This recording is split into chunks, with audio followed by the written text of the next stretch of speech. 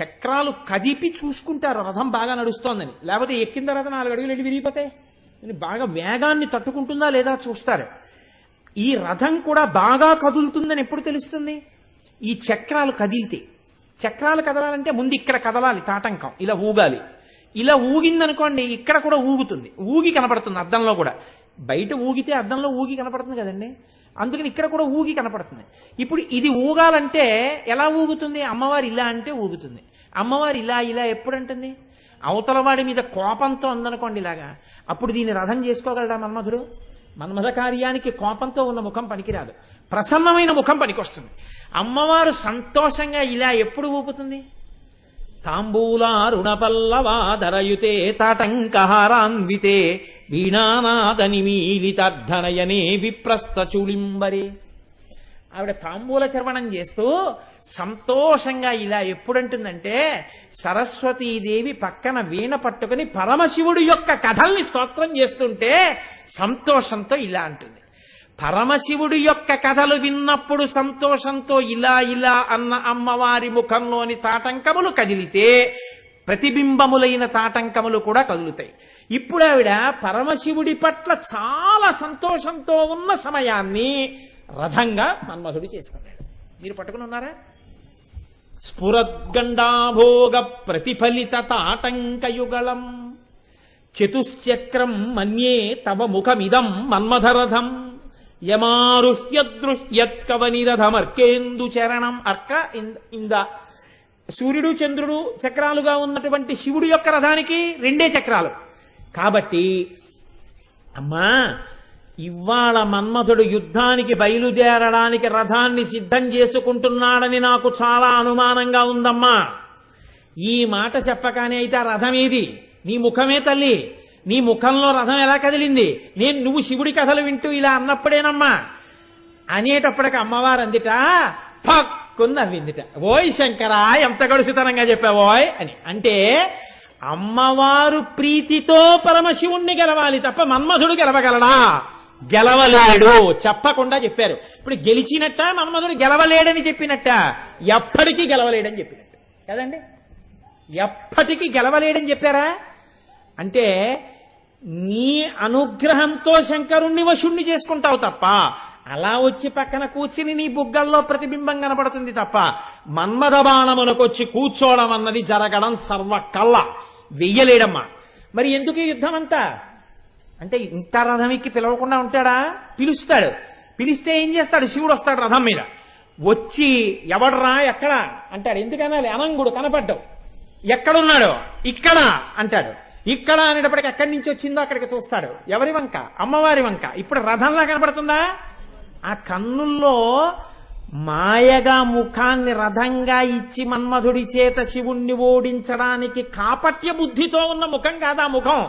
ఎప్పుడూ శంకరుడి పట్ల పరమపాతివ్రత్యం ప్రీతి కలిగిన ముఖం. ఈ ముఖం నాయందు ప్రసన్నమై ఉంటే ఆదిశక్తి నువ్వెలా గెలుస్తావురా? ఆ ముఖానికి లొంగాను కానీ నీ మీద లొంగాలా? నిజంగా నువ్వు బాణం వేసే ప్రయత్నం చేయి, విరిచేస్తుందావండి నిన్ను. అందుకని నీ మీద బాణం ఏమిటి? రథం మీద దిగిపోయి వచ్చి పక్కన కూర్చున్నట్ట. ఇప్పుడు మన్మధుడు గెలిచాడా? అమ్మవారు గెలిచిందా? మళ్ళీ అమ్మవారే గెలిచింది. ఇప్పుడు మళ్ళీ పక్కన కూర్చోబెట్టుకుందా లేదా? మళ్ళీ బుగ్గల్లోకి చూశాడా లేదా? మళ్ళీ ప్రతిబింబం కనపడిందా లేదా? ఎన్ని మాటలు గెలిచింది ఇప్పటికి అమ్మవారు? ఎన్ని మాటలు అమ్మవారి సౌశీల్య ప్రకటనంతో వశం చేసుకుంటోంది శివుణ్ణి. ఎన్ని మాటలు తెచ్చి పక్కన కూర్చోబెట్టుకుని విజయం సాధిస్తోంది. ఈ విజయం సాధించినప్పుడల్లా దా బుగ్గల విజయమే. కాబట్టి అమ్మా స్ఫురద్గండాభోగ ప్రతిఫలిత తాటంకయుగళం చతుశ్చక్రం మన్యే తవ ముఖమిదం మన్మదరథం యమారుహ్యదృహ్యత్కవనిరథమర్కేందు చరణం మహావీరోమార ప్రమథపతయే సంహితవతే. కాబట్టి తల్లి, మన్మధుడు ఎన్నటికీ పరమశివుడి జోలికి వెళ్ళలేడు, గెలవలేడు. ఇప్పుడు మళ్ళీ ఓ అనుమానం వస్తుంది మనకి. ఏమంటే శరీరం అంటే లేకపోవచ్చు కానీ ఆ జీవుడు మన్మధుడా కాడా? జీవుడు మన్మధుడే అయినప్పుడు ఆయనకి శరీరం ఉన్నా లేకపోయినా బతికాడా? బతకలేదా? బతికాడు. బతికిన తర్వాత కోరికంటూ ఉంటే ఏముంటుంది? బాణపు ములుకు తొలిచినట్టు తొలుస్తూ ఉంటుంది. ఏది? కాల్చేశాడు రా రోజున బాణం వేస్తే. ఇంతమందిని పడగొడుతున్నాను, ఆయన మీద వెళ్ళిపోయాడు. ఇప్పటికీ వేయలేను ఆయన మీద బాణం. నా జన్మకి సార్థకత జగదిదమనంగో విజయితే కాదురా, ఈయన మీద బాణం వేయగలనా? వేయలేడు. ఇంతమందిని గెలిచిన మన్మధుట్ట ఇలా కూర్చుని ఉంటాట అని.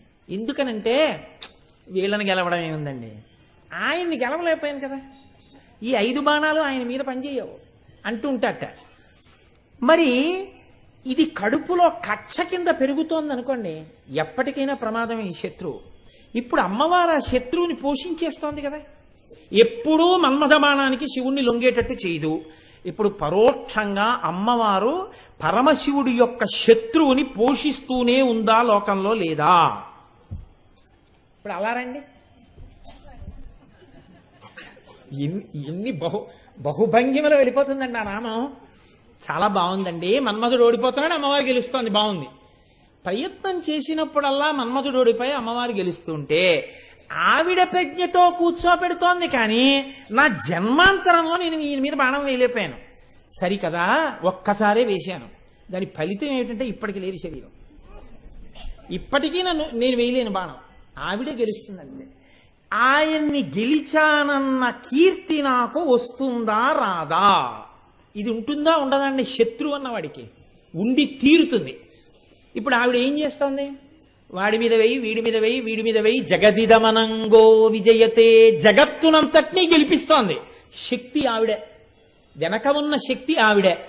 కానీ ఎప్పటికీ శివుడి మీద బాణం మాత్రం వేయనివ్వదు. వెయ్యినివ్వలేదు కదా అని చెప్పి శివుడు ఎక్కడో కూర్చుని ఆవిడ పక్కన కూర్చోవట్లేదని ఈవిడ కళ్ళొత్తుకుంటుంటే, పోనీ అమ్మా ఎందుకులేమ్మా, ఏం చేస్తాడు, ఎలాగో కాలిపోయిన ఇంకో బాణం వేసేస్తాను అనొచ్చు. ఈయన అవసరం లేకుండా ఆయన తెచ్చి పక్కన కూర్చోబెట్టుకుంటుంది. ఇది ఈయన బాధ. తను గెలవలేకపోయిన వాడిని ఆవిడ గెలిచేసుకుని పతించేసేసుకుంది. మన్మథ బాణం అవసరం లేకుండా గెలుచుకోగలిగిన తల్లొకత్తు ఉంది లోకంలో అని నిరూపిస్తాం. ఇప్పుడు తన బాణములకు పరిమితి వచ్చింది. ఇది ఇంకా కక్ష పెరుగుతోంది రోజు రోజుకి. ఈ కోణం లేదని మీరు ఎలా అనుకుంటున్నారు? శత్రువు అన్నవాడికి ఉండి తీరుతుంది కదా. ఇప్పుడు అమ్మవారు దూరదృష్టితో ఏం చెయ్యాలి? శంకరుడికి తెలియకుండా మన్మధుడు గెలిచాడన్న కీర్తి మన్మధుడికి కట్టబెట్టాలి. అక్కడితో ఏం చేస్తాడు? ఉపశమనం పొందేస్తాడు. అమ్మయ్య గెలిచేశాను సార్ అనుకుంటాడు. అసలు గెలిచాడా గెలవలేదా అంటే ఎప్పటికీ గెలవలేడు. అలా గెలవలేకుండానూ ఉంచాలి, గెలిచేశానన్న కీర్తిని ఇచ్చేయాలి. ఇది శివుడికి మాత్రం ఆయనకు అర్థమైనప్పుడు పిల్లాడి వెర్రితనం అనుకోవాలి. ఎందుకని? ఆయన ఈశాన సర్వ విద్యానామం కాబట్టి ఆయనకు అర్థం అవ్వాలి. ఏమని? వీడి మోహం, ఇది వీడి గెలుపు కాదని ఆయనకి తెలియాలి. పిల్లాడు మాత్రం ఏమనుకోవాలి? అజ్ఞానంలో నేనే గెలిచాననుకోవాలి. తనేం చెయ్యాలి? తన భర్తకి శత్రువు పెరగకుండా చూడాలి. ఏకకాలమునందు సాధించాలి. ఎలా సాధించాలి? ఇలా ఇంకోసారి సాధించింది అనుకోండి, ఇది పతాక స్థాయి, ఇక శత్రువు లేకుండా చేసేసింది. ఇప్పుడు మరీ పొంగిపోయి వచ్చే పక్కనే కూర్చుంటాడు. అప్పుడు పద్మరాగ శిలాదర్శ పరిభావి కపోలభో అని మీరు నేను చదివేసుకోవచ్చు కదండి. ఇలా ఎలా సాధిస్తుంది? ఇంత typical situation. How to tackle it, ఎలా దీన్ని ఎదుర్కోవడం? మళ్ళీ ఎవరిని అడగాలి మనం?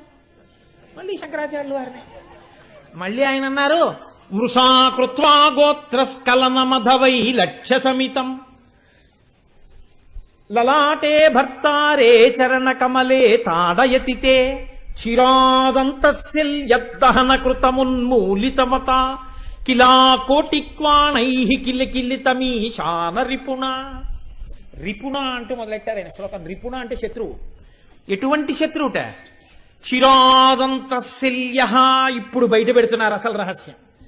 మన్మధుడి కడుపు మండిపోయి ఉన్నాడు, బాణపు ములుకు గుచ్చుకున్నట్టు గుండెల్లో రగులుతోంది పగ.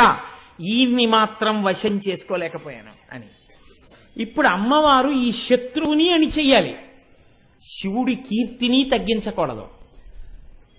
తను అంత అందంగా కథ నడపాలి. ఒక రోజున అటువంటి సన్నివేశాన్ని ఆవిడ వాడుకుంది. ఎప్పుడు వాడుకుందిట? దీని యోగ రహస్యం వేరు. ఈ శ్లోకాన్ని ఎంతో స్థాయిలో అర్థం చేసుకోవాలి తప్ప ఈ శ్లోకాన్ని చాలా అధమ స్థాయిలో చూసి దాని పట్ల వికటమైన స్వభావంతో ఉండకూడదు. మృషాకృత్వా గోత్రస్కలనమధవై లక్ష్య సమితం. ఒకానొకనాడు పరమశివుడు తన ఇల్లాలైనటువంటి పార్వతీదేవి ఉన్న ఏకాంత మందిరాన్ని చేరుకున్నాడు. హంసతూలికా తల్పం మీద తల్లి కూర్చునుంది. శంకరుడు కూడా దగ్గరికి వెళ్ళి పార్వతీ అని పిలవబోయి గంగా అని పిలిచాడు. ఇప్పుడు గంగా అని పిలిస్తే భార్య వద్దకు వెళ్ళి ప్రియురాలి పేరు పలికితే గోత్రస్ఖలనం అయిందంటాడు.